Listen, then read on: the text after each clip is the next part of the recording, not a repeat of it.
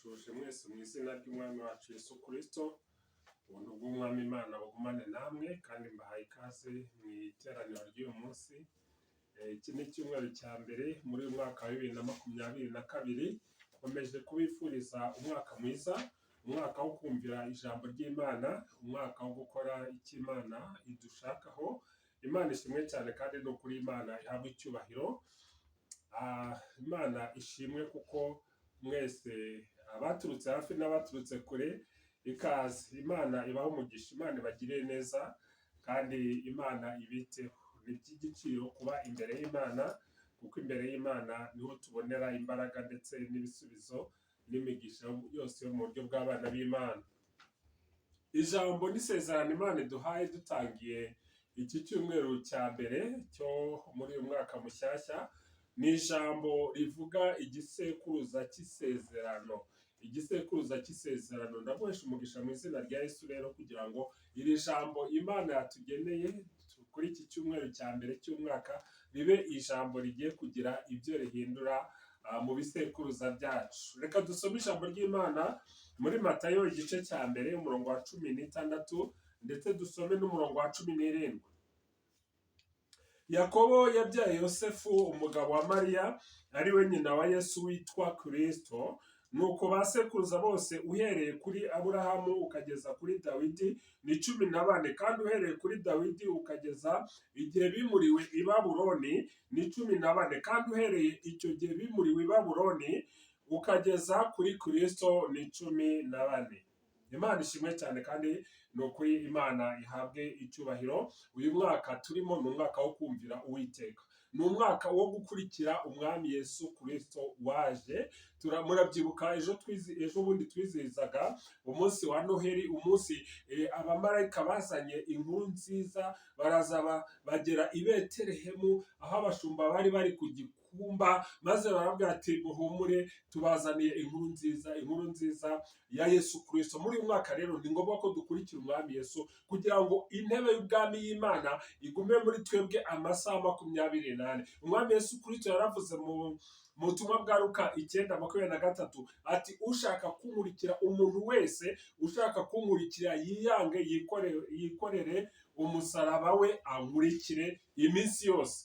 Gukurikira umwami Yesu Kristo iminsi yose ni ukukora ibyo ashaka iminsi yose, amasaha 24 haba mu itorero ndetse n'aho dukora ivugabutumwa. Igisekuruza cy'isezerano mu bihugu byinshi harimo n'igihugu cy'u Rwanda, kera ubundi umusore n'umukobwa ntabwo aribo bafataga umwanzuro wo kugira ngo babane.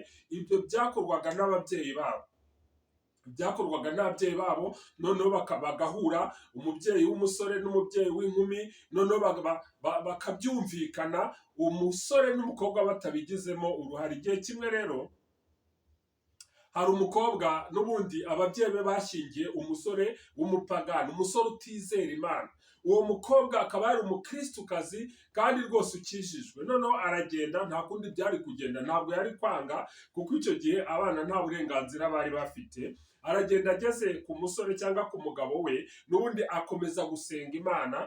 Noneho igihe kigeze rwose abona yuko ataguma muri ubwo buzima, afata inzira ajya mu rusengero nk'uko namwe mwaje gusenga uyu munsi. Ajya mu rusengero, aragenda, noneho avuye gusenga, kubera ko n'ubundi bari baturanye no kwa sebukwe birumvikana yari uwo mu gisekuruza kitizera Imana, maze aramukubita, rwose aramukubita kuko yabonaga ko ari umugore uzanye akaga mu muryango wabo, kuko umuryango wabo iwabo w'umusore no kwa sekuru no kwa sekuruza ntabwo bari barigeze bizera Imana, ntabwo bajyaga gusenga. Aramukubita rwose aramwumvisha. Umugabo waza kuza amaze kubwirwa ibyabaye, aramwegera ati byumvikana gute, wagiye gusenga gute, ibyo bintu byakujemo gute? Iwacu ntabwo tujya dusenga, ntitujya tujya mu rusengero. Noneho umukobwa aramubwira ati nyamara ni ukuri nawe uragomba gusenga, n'ababyeyi bawe baragomba gusenga, biragomba guhinduka. Umusore afata icyuma, aravuga ati iki cyuma rero ndakigutera,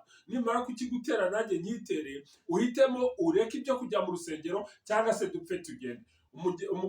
umugore aramubwira ati mva nkubwire mugabo wanjye mwiza kandi nkunda, icyo nakubwira nuko ntabwo uri bunyice, ahubwo niba utari unabizi nawe ubwawe tuzajya tujyana mu rusengero n'ababyeyi bawe bazajya bajya gusenga. Ahubwo nuko uko biri kose ntabwo ari uwo munsi byahise bihinduka, ariko muri makeya uwo mugore yakomezaga gusenga yinginga Imana kugira ngo ikize umugabo we, ikize n'umuryango we. Uko agiye kumumesera imyenda akinginga Imana, agasenga Imana ati Uwiteka Mana, nyiri imyenda ndi kumesa, yajya guteka ibyo kurya, dore ko yatekeraga umugabo we agatekerana n'ababyeyi b'umugabo, ati aya mafunguro nibayafata bari ku meza, Uwiteka Imana ugendere imitima yabo. Igihe cyarageze rero umugabo arahinduka, abo umukristo arakizwa ndetse na sebukwe, umuryango wose barakizwa, ndetse byarangiye babaye abakuru b'itorero. Imana ishimwe cyane, Imana ihabwa icyubahiro. Igisekuruza cy'isezerano.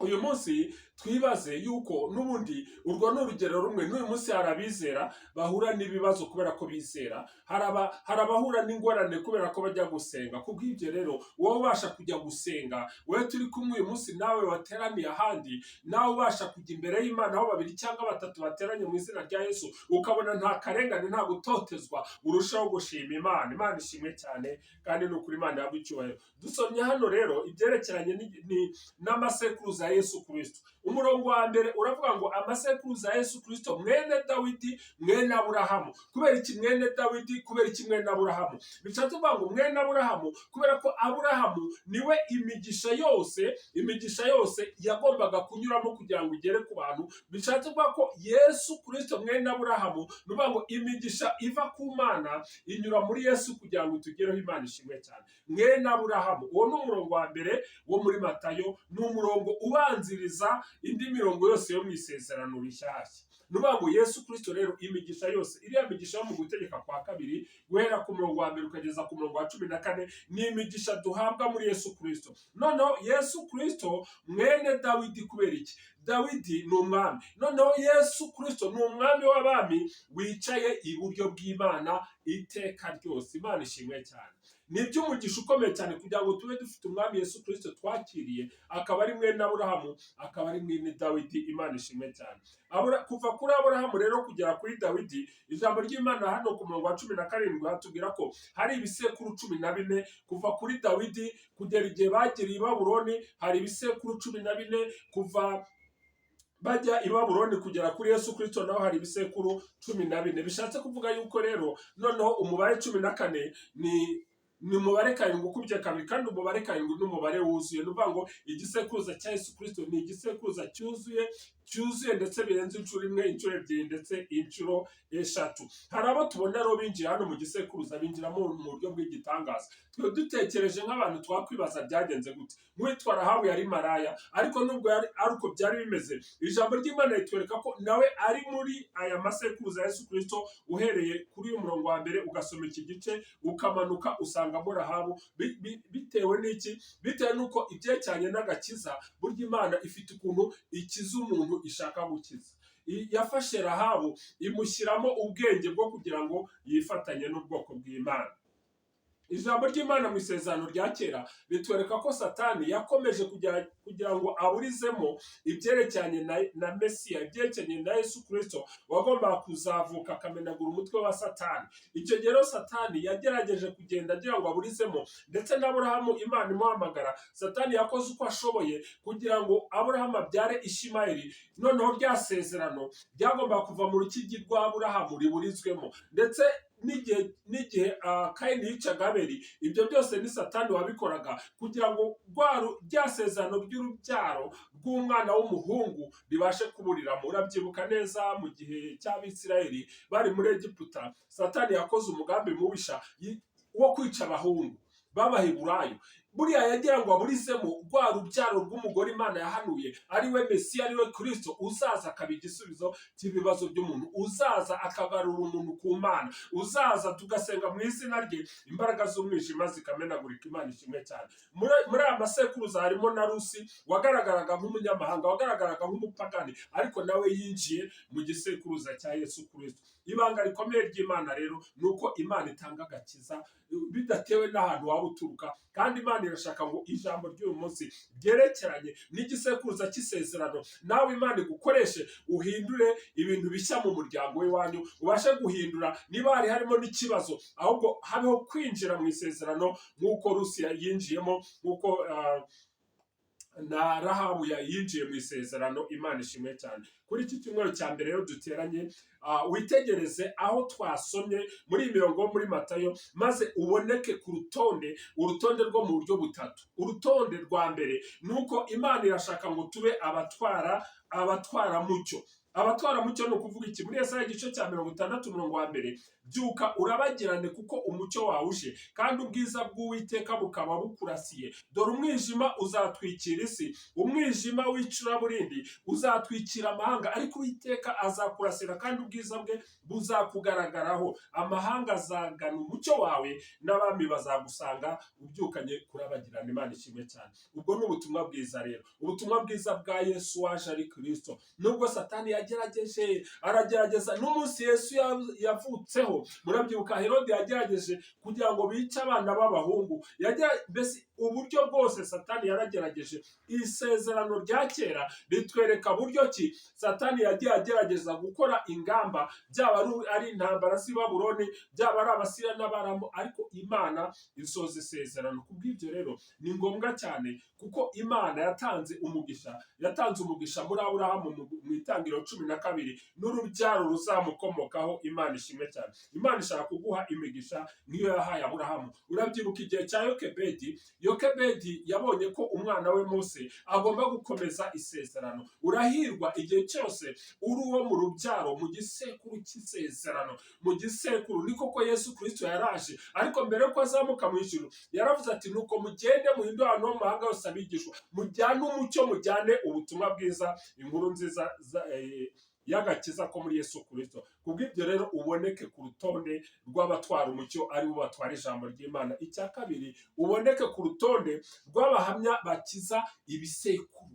Bakiza ibisekuru ni ukuvuga ngo guhindura ugaca za karande mu izina rya Yesu Kristo. Waje ari umwami w'abami, waje yarerekanwe kugira ngo amareho imirimo yose ya Satani. Uriya mugore yashatse mu muryango w'abapagani, ariko yazanyemo amahindura, yazanyemo umucyo wa Kristo, kugeza ubwo bwose n'umugabo we n'ababyeyi be bahindutse abizera, bakabona n'imirimo yo mu itorero. Kubw'ibyo Imana yashaka kugukoresha kugira ngo nawe ube umuhamya uhindura ibintu mu gisekuruza. Imana ishimwe cyane. Kandi ni ukuri Imana ihabwa icyubahiro, iragushaka ko ugaragara nk'utwara umucyo wa Kristo. Yesu ati, ni jye mucyo w'isi, uwo nkurikira ntabwo azagenda mu mwijima. Ijambo ry'Imana ni umucyo umurikira inzira zacu. Haleluya. Imana ishimwe cyane. Urutonde rwa gatatu Imana ishaka kugaragaraho muri uyu mwaka ni urutonde rw'abahamya bo gukiza urubyaro n'ahazaza. Reka ubwe ngo ahazaza uko hazamera biraterwa n'uko uyu munsi icyo tugiye gukora nk'abizera, biraterwa n'uko ijambo ry'Imana tugiye guhaguruka. Mu Guteka kwa 2 igice cya 6 hatubwira ngo abana ujye ubabwira ijambo ry'Imana bagiye kuryama, babyutse, bagiye ku ishuri, bavuyemo, ndetse ubyandike ku rukuta, urifunge ku gahanga ndetse no ku kuboko, kugira ngo n'ubundi ubashe gukiza urubyaro kandi ukize ahazaza.